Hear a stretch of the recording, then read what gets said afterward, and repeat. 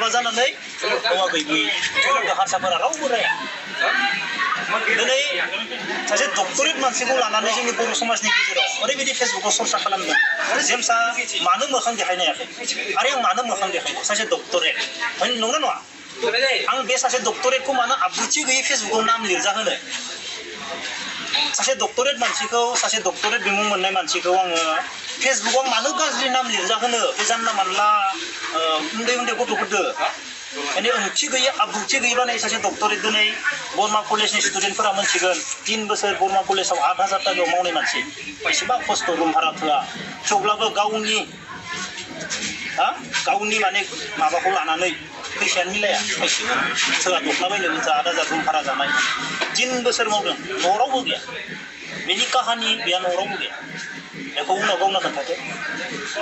बेखौ सोर फेदेरनाय मालानि समाव बेनि बिमा बिफाया मा जालांनाय सब काहानि दङ बेहा जोबोद दुखु गोनां बेनि काहानिया बेफोरबायदि काहानिनि गेजेरजोंबो बियो दिनै डक्टरेट लानानै दिनै गावनि आथिङाव गसंबाय माने आं बायदि मानसिया बेनि थाखाय जेबो नङामोन आरो आं लाक्कि फिल खालामो आं सासे डक्टरेट मानसिखौ माबायदि लोगो मोनखो आं मा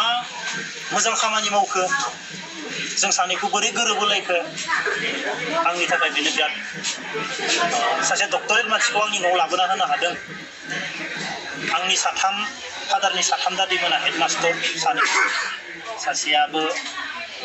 साइन्सनि मास्टर मादैमोनाबो सब मास्टर बेनि गेजेराव आंबो सासे डक्टरेटखौ आंनि न'आव लाबोनो हादों बे आंनि थाखाय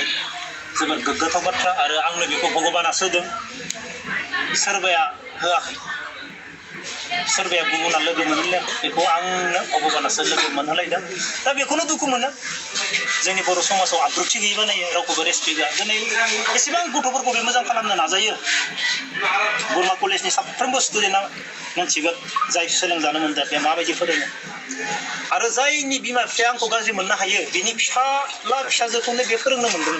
फोरोंगासिनो आरो दाबो गुबुन कलेजाव फोरोंगासिनो दं आरो ओरैबायदि गोसो जेबो नाया